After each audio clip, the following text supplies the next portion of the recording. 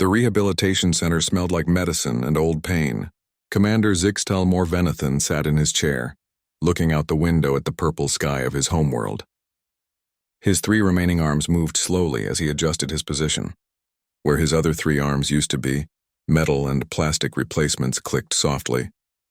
The young journalist sat across from him, her recording device blinking red on the small table between them. Kassira was barely an adult, her shell still bright green instead of the dark brown that came with age. She had never seen war. That much was clear from the way she looked at him. "Commander, thank you for agreeing to this interview," she said. Her voice was polite but curious. "The archives need first-hand accounts of the human war.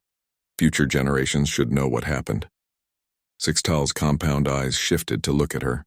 Each eye was made of thousands of tiny lenses, giving him a view that no human could understand.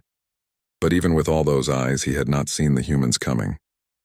None of them had. "You want to know about the humans," he said. His voice was rough like rocks grinding together. "You want to know what it was like to fight them?" "Yes, sir." "The official reports don't tell us much about the actual fighting. They just say the war ended in a peace treaty." Zixtal made a sound that might have been laughter. It was not a happy sound. "Peace treaty? Is that what they call it now?" He looked at his artificial arms again. The human doctors had made them, actually. They worked better than anything the Coalition had ever built. The humans had insisted on making replacements for all the wounded Coalition soldiers. Another thing that made no sense. "Before I tell you about fighting humans, you need to understand something," Zixtal said. "We thought we knew what war was. We thought we understood fighting. We were wrong about everything." Kassira leaned forward, her recording device picking up every word. "What do you mean?" "War for us has rules." "It makes sense. You fight for territory. You fight for resources. You fight until one side gives up or runs out of soldiers. Then you make a deal. The winner gets something. The loser accepts it. Everyone moves on." The old soldier paused, his eyes looking past the journalist to something she could not see. Memories, perhaps, or nightmares. Humans don't fight like that. They don't think like that. I spent 3 years trying to understand their tactics, their strategies. I was one of the Coalition's best military minds. I had studied every war in galactic history. None of it helped. "The files say you were a tactical analyst on the flagship," Kassira said, checking her notes. "I was. I had planned victories against the Kethmori rebellion. I had broken the siege of Velthar Prime. I understood how civilized species fought wars. But humans," he shook his head. "Humans are not civilized. Not in any way we understand." The rehabilitation center was quiet around them.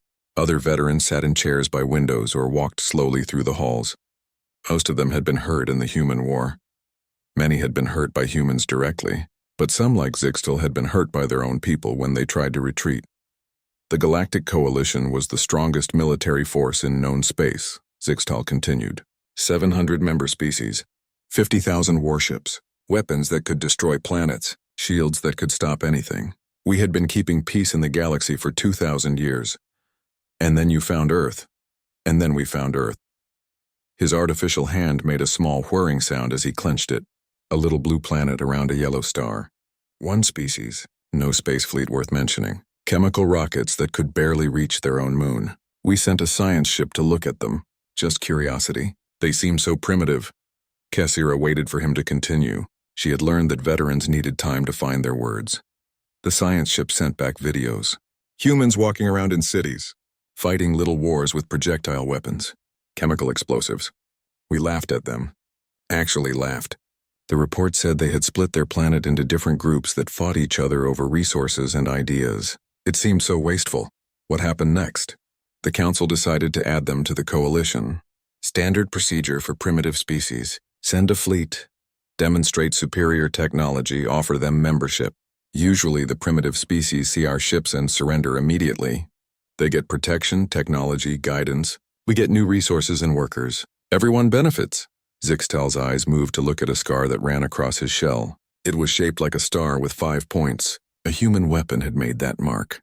I was assigned to the integration fleet. 300 ships. Admiral Thekvar thought it was overkill for one primitive world. I agreed. We were expecting to be done in a few days, but it didn't work that way. No, it did not work that way. The old soldier was quiet for a long moment. The humans saw our fleet coming. They could see us on their primitive sensors days before we arrived. We sent the standard message. Greetings. We are the Galactic Coalition. We invite you to join our peaceful alliance. Submit to our authority and you will be protected and elevated. What did they say? They said no. Kassira blinked in surprise. Just no. Not we need time to think about it, or what are your terms? Just no. Then they started shooting at us. With what? You said they only had primitive weapons. They did. Chemical rockets with nuclear warheads. Projectile weapons. Things that could not even scratch our shields. It was like insects attacking a mountain. We thought they had gone insane. Sixtal stood up slowly and walked to the window. His artificial legs moved smoothly, but he still favored his real leg. Admiral Thekvar ordered us to disable their weapons without killing too many of them. Standard procedure. We destroyed their orbital platforms, their military bases. Their nuclear weapons could not reach us. It should have been over in hours. But they kept fighting. They kept fighting. Every human military unit on the planet. Even when they had no chance of winning. Even when they had no weapons left. They threw rocks at our landing craft. They attacked our soldiers with metal tools. Children threw bottles filled with burning liquid. The journalist made notes quickly, trying to capture every detail. That was when I started to realize something was wrong. Not with our equipment or our tactics. Something was wrong with the humans.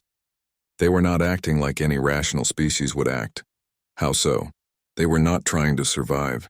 Every other species, when faced with superior force, tries to survive. They surrender, they negotiate, they run away. Humans did not try to survive. They tried to take us with them when they died. Zixtal turned back to face her, his compound eyes reflecting the purple light from the window. That was just the beginning. The first day of a war that would last 3 years and change everything we thought we knew about fighting, about intelligence, about what it means to be civilized. He sat back down, his artificial arms folding in his lap. Do you still want to hear this story? Kassira looked at her recording device, then back at the old soldier. Yes, sir. I think people need to know. Then listen carefully, because what I am about to tell you will give you nightmares for the rest of your life. Zixtal closed his eyes, but that did not help. The memories were always there, waiting. When he opened them again, the young journalist was still sitting across from him, pen ready. The first thing you have to understand about humans is that they learn fast, faster than any species we had ever encountered. We thought this was good news at first. He shifted in his chair, his artificial arms making small mechanical sounds. After the initial fighting on Earth, we had captured several human soldiers. Standard procedure was to study them, understand their biology and psychology. The science teams were excited. Humans looked similar to several coalition species, but their brains were different. Much more complex than their technology suggested. Kassira wrote quickly. What did the studies find? That we had made a terrible mistake.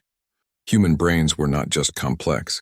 They were designed for problem-solving under extreme stress. Most species, when faced with a puzzle, work through it slowly and carefully. Humans solve problems by throwing hundreds of solutions at them until something works. Zixtal looked out the window again. A transport ship was flying past, its engines humming softly. It was human-made. Most transport ships were now. Humans built them faster and better than anyone else. During the first week of occupation, our engineers were examining human technology. They wanted to see how primitive it really was. What they found scared them. Why? Because human technology was not primitive. It was efficient. Every piece of human equipment was designed to be repaired quickly with basic materials. Their weapons were simple because simple weapons were harder to break. Their vehicles used common fuels because exotic fuels might not be available. The old soldier's compound eyes focused on the journalist. We used energy weapons that required rare crystals to function. Humans used projectile weapons that could be made in any metal shop. We had shields that could stop energy blasts but did nothing against chunks of metal flying at high speed. But your technology was more advanced, more complicated, not more advanced. There is a difference.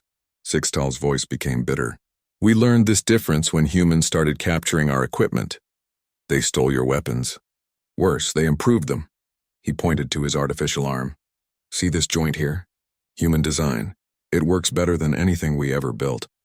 They looked at our technology and fixed the problems we did not even know we had. Kassira stopped writing for a moment. I don't understand. How could a primitive species improve coalition technology? Because they were not primitive. They were young. There is a difference between being primitive and being new to space travel. We thought because they had not left their planet yet, they must be stupid. We were wrong. Zixtal stood up and walked to a bookshelf. He pulled out a data pad and brought it back to the table. The screen showed what looked like weapon schematics. This is a Coalition plasma rifle. Top of the line. Took our best engineers 50 years to perfect. It could punch through any armor, had a range of 2 kilometers, and used a power cell that lasted for 1,000 shots. He touched the screen, and the image changed. This is what humans did to it after they captured one. They stripped out the targeting computer and replaced it with a simpler system that never broke down. They reduced the power to make the shots less deadly but doubled the range. They made the power cell rechargeable using solar panels. That seems like it would make the weapon worse. For us, yes. For humans, no. See, we designed weapons to kill enemies quickly and efficiently. Humans designed weapons to keep working no matter what happened. Their version was less powerful, but a human soldier could use it for months without maintenance. Zixes. Tal put the datapad down and sat back in his chair. The real surprise came when we found out they had been improving our technology for weeks, before we even knew they had it. What do you mean? We thought we had captured all the humans on the planet. We thought we controlled all their military bases. We were wrong. Humans had been watching us from the beginning, learning. The rehabilitation center was getting darker as the sun set outside. Automatic lights came on, casting everything in a soft blue glow.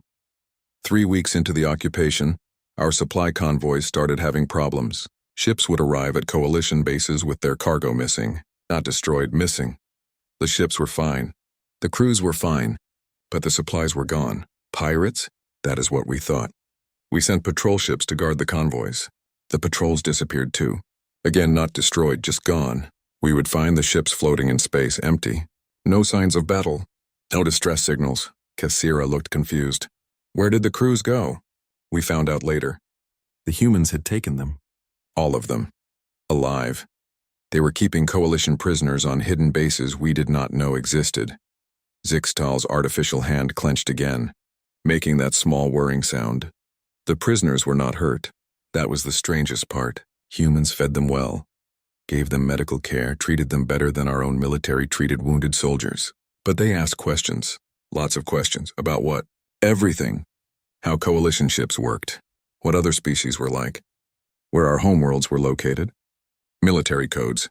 Supply routes. They asked about our families, our cultures, our fears. The old soldier paused, his compound eyes reflecting the blue lights. The prisoners thought humans were just curious.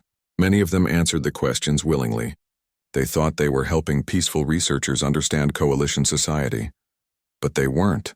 No, they were not. Zixtal's voice became very quiet. Humans were planning. Planning what? War, real war.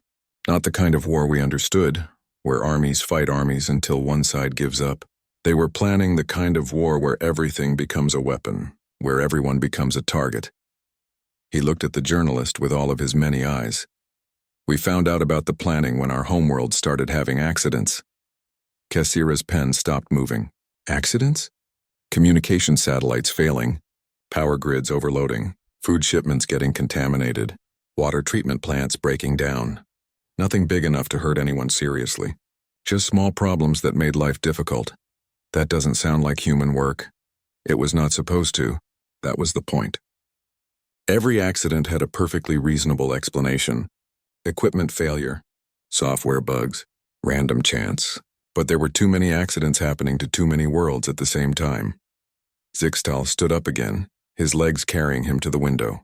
The purple sky was darker now, and stars were beginning to appear. The breakthrough came when one of our intelligence officers noticed something strange. All the accidents were happening to worlds that had large military bases, and they were happening in a pattern. What kind of pattern? The pattern you would see if someone was testing defenses, finding weak points, learning how our infrastructure worked so they could break it later. The room was quiet except for the soft hum of the building's life support systems. That was when Admiral Tekvar ordered a full investigation. We sent teams to every world that had experienced accidents. What they found changed everything. Kassira leaned forward. What did they find? Humans living among us, working in our power plants, our communication centers, our government buildings. They had been there for months. Some had been there since before the war started. Zixtal turned back to face the journalist, his scarred shell catching the light. Humans had not just been planning to fight us. They had been planning to destroy us from the inside, and we had let them in. Zixtal's artificial hand shook slightly as he reached for a glass of water. The liquid was blue, like most drinks on his homeworld. He drank slowly, giving himself time to remember things he had tried very hard to forget. The investigation results came back on a Tuesday, he said. I remember because Tuesday was my daughter's birthday. I was planning to call her after work. I never got the chance. Kassira waited patiently. She had learned that veterans needed time between memories. Admiral Thekfar called an emergency meeting. All senior officers. The conference room was packed. I had never seen so many worried faces in one place. The old soldier set down his glass carefully. His artificial fingers moved more precisely than his real ones, but they still looked wrong to him. The Admiral put the investigation files on the main screen. Pictures of humans working in coalition facilities. Humans who had been living among us for months, sometimes years. They had identification cards, work permits. Some even had families with coalition citizens. How was that possible? That was what we all wanted to know. Humans were supposed to be stuck on their planet. We controlled all space travel in and out of their system. But the evidence was right there on the screen. Zixtal closed his eyes again but opened them quickly. The memories were worse in the dark. The humans in the pictures looked just like coalition citizens. They had surgically altered themselves to match our appearance. Humans who looked like Zephyrians, like Kethamori, like Velthari. The surgery was perfect. Even medical scanners could not tell the difference. But how did they learn to do that? From us. From the prisoners we thought were safe in coalition camps. Humans had been questioning captured coalition soldiers for months, learning about our biology, our medical technology, our social customs. They used that information to make themselves look like us. The journalist's pen moved quickly across her pad. That's incredible and terrifying. But that was not the worst part. Zixtal's compound eyes focused on something far away. The worst part was what they had been doing while they were living among us. And what do you mean? They had been learning everything, how our governments worked, how our militaries were organized, how our economies functioned. They had detailed maps of every important building on every coalition world. They knew where our leaders lived, where our children went to school, where we kept our most valuable resources. The rehabilitation center was quiet around them. Most of the other patients had gone to their rooms for the night. Only Zixtal and the journalist remained in the common area. But the real horror came when we realized how long they had been planning this. Some of the humans we found had been in place before the war even started. They had been preparing for a conflict that had not happened yet. Kassira looked up from her notes. How could they know there would be a war? Because they had studied us. They knew how the coalition worked. When we found a new species, we always tried to integrate them. Humans knew we would come eventually, so they prepared. Zixtal stood up and walked to a wall display showing a star map. Most of it was marked in coalition colors, but there were small red dots scattered throughout. These red dots show where we found human agents after the investigation. They were everywhere, not just on military worlds, but on civilian worlds too, worlds that had nothing to do with the war. Why would they put agents on civilian worlds? Because humans do not separate military and civilian targets. For them, everything is part of the war effort. Every person, every building, every resource. The old soldier touched one of the red dots with his artificial finger. This is Kethmora Prime. My daughter lived there with her mother. We found 17 human agents working in the city where she went to school. They knew her name. They knew her schedule. They had been watching her for months. His voice became very quiet. They had been watching all of our children. Kassira stopped writing. That's horrible. That was when we realized we were not fighting a war. We were fighting an extinction event. Humans were not trying to defeat us. They were trying to study us completely before they destroyed us. Zixtal walked back to his chair and sat down heavily. His artificial legs made soft clicking sounds as they adjusted to support his weight. Admiral Thekfar ordered all human agents to be arrested immediately. We sent security teams to every location where humans had been found. We thought we could round them up quickly and end the threat. Did it work? No. By the time our teams arrived, most of the humans were gone. They had disappeared as completely as they had appeared. No trace. No evidence they had ever been there. How is that possible? Because they had help. Other humans we had not found yet. And because they were smarter than us. Every human agent had escape plans. Multiple escape plans. They had been preparing to disappear at a moment's notice. Zixtal picked up his water glass again, but did not drink. He just held it, watching the blue liquid move. We did capture some of them, 12 humans total from different worlds. We brought them to the flagship for questioning. That was my job. I was supposed to find out how many more were out there and what they were planning. What did you learn? Nothing. And everything. His compound eyes reflected the light strangely. The humans we captured were perfectly polite. They answered questions freely. They even seemed happy to help. That doesn't sound right. It was not right. They told us exactly what they wanted us to know. They explained how they had gotten past our security. They showed us their false identification papers. They drew maps of the facilities they had infiltrated. Zixtal's artificial hand clenched around the glass. The material was strong enough that it did not break, but water sloshed over the sides. They were teaching us, showing us how helpless we were, making sure we understood that everything we thought was secure had been compromised. Why would they do that? Fear. Humans understood that the best weapon is not one that kills your enemy. The best weapon is one that makes your enemy too afraid to fight. The old soldier set the glass down and wiped water from the table with a cloth napkin. One of the captured humans was a female named Sarah. She had been working in the Coalition Defense Ministry for 8 months. She had access to classified battle plans, troop movements, supply schedules, everything. What did she tell you? She told me that humans had copies of every important military document in the Coalition database. She told me they knew where every fleet was located at any given time. She told me they had detailed psychological profiles of every Coalition officer above the rank of lieutenant.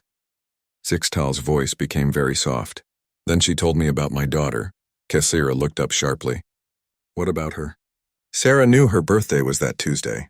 She knew what school she attended, what her favorite food was, who her friends were. She knew that my daughter had been sick the week before and had missed 3 days of school. The rehabilitation center's lights dimmed automatically as the night cycle began. Emergency lighting cast long shadows across the room. Sarah told me all of this with a smile. Not a mean smile. A friendly smile. Like she was talking about her own family. Then she said something I will never forget. What did she say? She said, "Don't worry, Commander. We're not going to hurt her. We're not going to hurt any of your children. We're just going to make sure you know that we could anytime we want." Zixtal's compound eyes looked directly at the journalist. That was the moment I realized we had already lost the war. We just did not know it yet. The night cycle had begun, but Zixtal did not seem tired. If anything, he seemed more awake now, as if the darkness helped him remember. The journalist checked her recording device. Still working, still capturing every word. After the interrogations, Admiral Thekvar made a decision that seemed logical at the time. If humans had infiltrated Coalition space, the solution was to cut off their escape routes. He ordered a complete blockade of the Sol system. Zixtal's artificial fingers drummed against the arm of his chair, making soft metallic sounds. Every ship entering or leaving human space would be searched. Every communication signal would be monitored. No one could get in or out without our permission. The Admiral thought this would trap any remaining human agents and prevent new ones from being deployed. That sounds reasonable? It was reasonable. It was logical. It was exactly what any civilized military commander would do. The old soldier's voice became bitter. Humans were counting on us being reasonable. Kassira looked up from her notes. What do you mean? The blockade lasted exactly 6 days. On the 7th day, we received a transmission from Earth. It was broadcast on all Coalition emergency frequencies simultaneously. The message was simple. We would like to arrange a meeting. A surrender? That is what we thought. Admiral Thekvar agreed to meet with human representatives. The location was to be a neutral space station in the Kepler system, halfway between Earth and the nearest Coalition world. Zixtal stood up and walked to the window again. The stars were fully visible now. Thousands of points of light in the purple sky. Somewhere among those stars, humans were watching. I was part of the Admiral's staff for the meeting. 20 Coalition officers representing all the major species. We brought our best diplomats, our military experts, our intelligence analysts. We were prepared for negotiations. What happened? The humans sent 3 representatives. 3 for a meeting that would determine the fate of their entire species. His compound eyes reflected the starlight. They arrived in a small shuttle that our sensors said was unarmed. Were they planning to surrender? No, they were planning to win. Zixtal turned back to face the journalist. The lead human representative introduced herself as Ambassador Chen. She was a small female, maybe half my height. She wore simple clothes and carried only a data pad. The old soldier sat back down, his artificial legs moving smoothly. Ambassador Chen thanked us for agreeing to the meeting. She said humans appreciated the opportunity to discuss the situation. Then she activated her data pad and changed everything. How? The first thing she showed us was a complete organizational chart of the Coalition Defense Force. Every officer, every unit, every ship. Not just current assignments, but historical data going back 50 years. Personnel files with psychological evaluations. Medical records. Financial information. Kassira's pen stopped moving. How could they have that information? We asked the same question. Ambassador Chen smiled and explained that humans had been collecting Coalition data for much longer than we realized. Every time we had contacted a new species for integration, humans had been watching. Learning. Zixtal's artificial hand made that whirring sound as he clenched it. She told us that humans had identified the Coalition as a potential threat over a century ago. They had been preparing for contact ever since. A century? But humans had barely developed spaceflight a century ago. Exactly. Humans had been planning for a war with us since before they could leave their own planet. They had been building spy networks, developing infiltration techniques, studying Coalition behavior patterns for generations. The rehabilitation center was very quiet now. Even the soft humming of the life support system seemed loud in the darkness. But that was just the beginning. Ambassador Chen's second revelation was worse. What was it? Population data. Complete census information for every Coalition world. Not just numbers, but names, addresses, family relationships, who lived where, who worked where, who was important to whom. Zixtal's compound eyes focused on the journalist with disturbing intensity. She knew about my daughter. She knew about your family too. Every family. Every person. Humans had mapped our entire civilization. That's impossible. We thought so too, until Ambassador Chen started reading names from her data pad. She read the name of Admiral Thekvar's son, who was supposed to be attending a secure military academy. She read the name of Intelligence Director Morthak's wife, who worked in a classified research facility. The old soldier's voice became very quiet. Then she read my daughter's name, and her school schedule for the next week. Kassira put down her pen. How could they know all that? Because they were already there. In our schools, in our government buildings, in our military bases. Not just as workers or visitors. As citizens. As neighbors. As friends. Zixtal stood up again, pacing slowly across the room. Ambassador Chen explained that humans had not just infiltrated Coalition space, they had integrated into it. They had married Coalition citizens. They had had children with them. They had built lives among us, children, half-human children, living on Coalition worlds, going to Coalition schools, raised as Coalition citizens. His artificial legs clicked against the floor. Some of them were in sensitive positions. Some of them were in our military. The journalist looked horrified. They were using their own children as spies? Not spies. Insurance. Ambassador Chen made it very clear that the half-human children were not working for Earth. They were simply existing. Living normal lives. But they represented something else. What? Proof that humans and Coalition species could coexist. And proof that humans were already part of Coalition society, whether we liked it or not. Zixtal stopped pacing and looked directly at Kassira. Then came the final revelation, the one that ended the war. What was it? Ambassador Chen told us that humans had no intention of fighting a traditional war. They had no interest in conquering Coalition territory or enslaving Coalition citizens. They had a different goal entirely. What goal? Survival. Complete, absolute survival. Ambassador Chen explained that humans had studied galactic history. They knew that the Coalition had destroyed or absorbed every independent civilization it had encountered. They knew that peaceful coexistence was not an option. Zixtal sat back down, his artificial arms folding in his lap. So humans had developed a different strategy. Instead of fighting the Coalition, they had decided to become indispensable to it. How? By making themselves essential to Coalition society. By integrating so completely that removing them would damage the Coalition more than leaving them alone. The old soldier picked up his water glass again, but it was empty. Ambassador Chen showed us the final dataset. Economic analysis. Humans and their descendants were involved in critical infrastructure on 700 coalition worlds. Transportation systems, communication networks, medical facilities, food production. They had made themselves necessary. Exactly. Removing humans from coalition society would cause massive disruption. Billions of coalition citizens would lose their jobs, their medical care, their basic services. The economic damage would be devastating. Zixtal's compound eyes reflected the emergency lighting. But that was still not the end. Ambassador Chen had one more thing to show us. What? A simple message. Just text on her datapad. It said, "We know you will make the right choice." What did that mean? It meant that humans knew we were rational beings. They knew we would choose the option that caused the least harm to coalition citizens, and they had made sure that option was leaving humans alone. The rehabilitation center was completely quiet now. Zixtal and the journalist were the only ones still awake. Admiral Thekvar asked Ambassador Chen what humans wanted. Her answer was simple. Nothing. We want nothing from you. We want you to want nothing from us. We want to be left alone to develop our civilization in peace. And that was it? That was it. No demands for territory. No requests for technology. No desire for revenge. Just the request to be left alone. Zixtal's artificial hand made soft mechanical sounds as he flexed his fingers.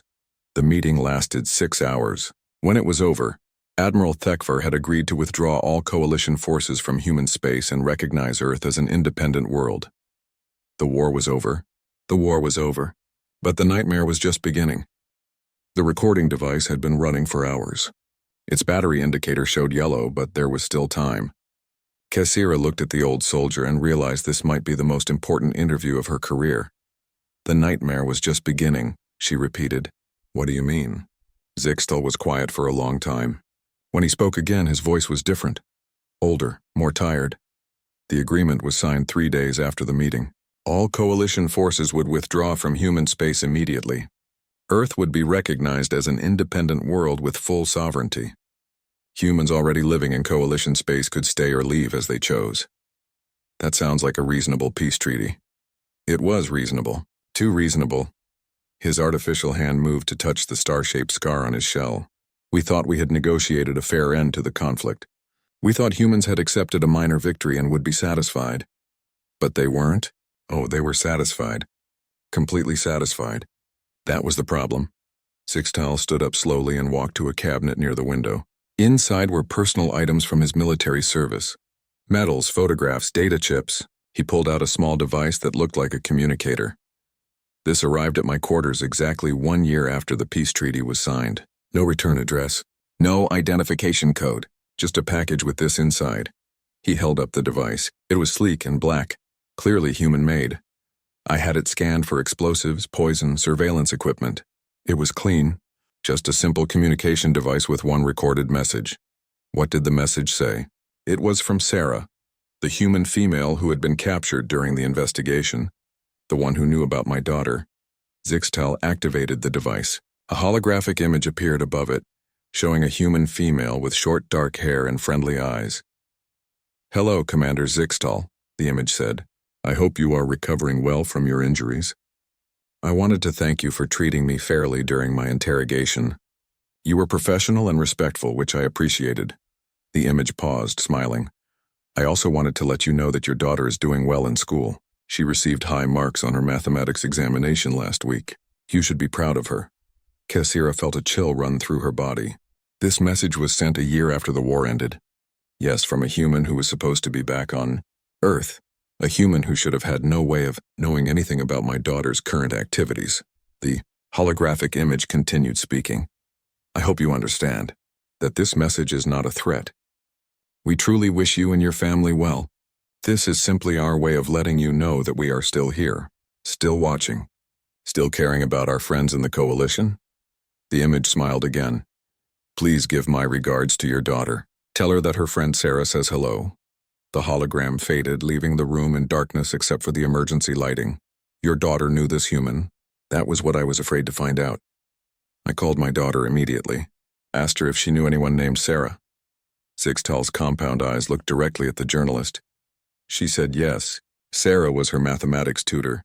Had been for 6 months. My daughter liked her very much. Said she was kind and patient and helped her understand difficult concepts. The human was still there, on a coalition world.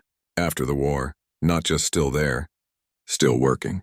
Still living a normal life, still integrated into coalition society as if nothing had happened. The old soldier put the communication device back in the cabinet and closed the door. I contacted coalition intelligence immediately, told them about the message and about Sarah's continued presence on Kethmora Prime. They promised to investigate. What did they find? Nothing.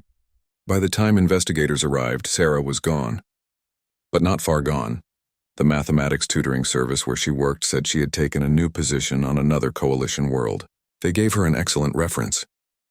Zixtal walked back to his chair and sat down heavily.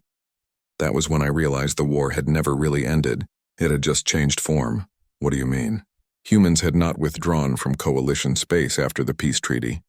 They had simply become invisible again. All the human agents we thought had left were still there. Still working. Still watching. Still reporting back to Earth.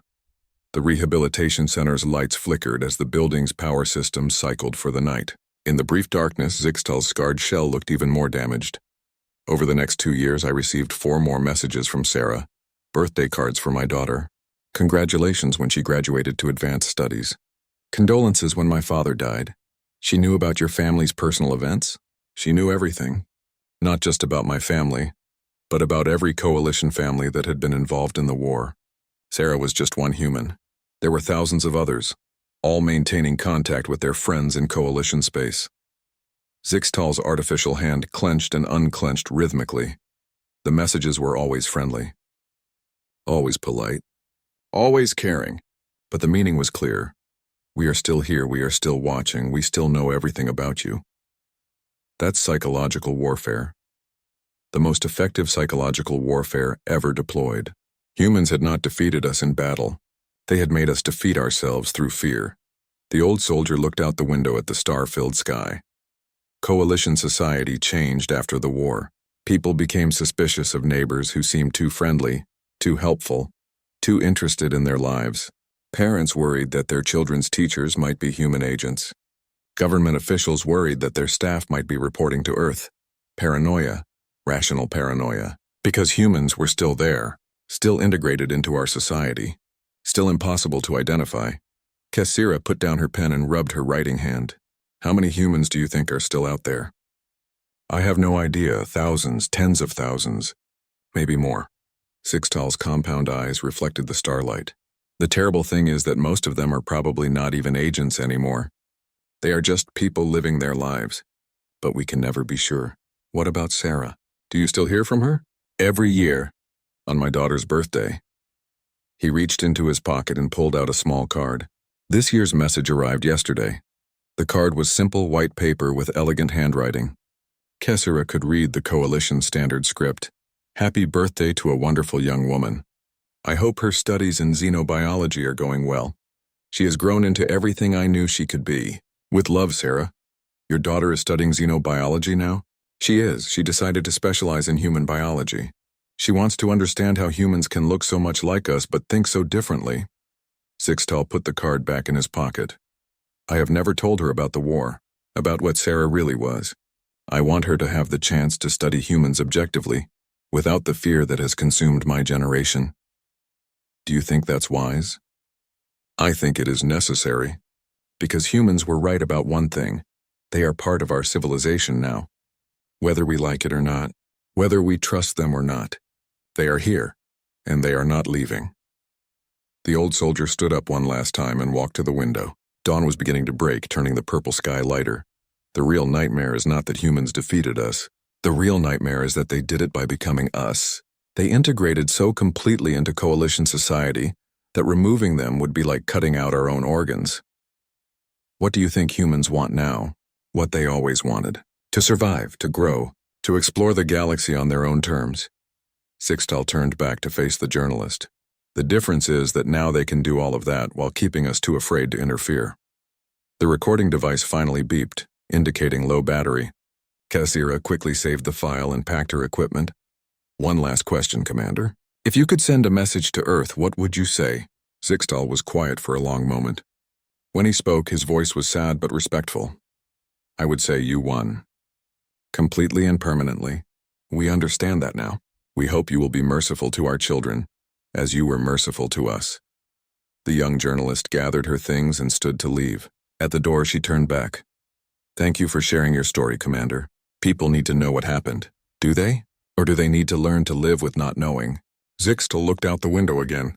Perhaps the greatest human victory is that we will never be certain which of our neighbors are watching us, and which are simply living their lives. As Cassira walked out of the rehabilitation center, she noticed something she had not seen before. The transport ships flying overhead were all human-designed. The communication networks were running on human-improved technology. Even the recording device she had used was manufactured by a company with human-sounding management names. She looked around at the other people walking through the city. How many of them were human? How many were coalition citizens living normal lives? How many were both? For the first time in her life, Cassira understood what the veterans meant when they talked about the nightmare. It was not the fear of being attacked. It was the fear of never knowing when you were safe. Somewhere in the crowd, someone might be watching her. Someone who looked exactly like her own species but thought in ways she could never understand. Someone who was collecting information about her life, her family, her fears.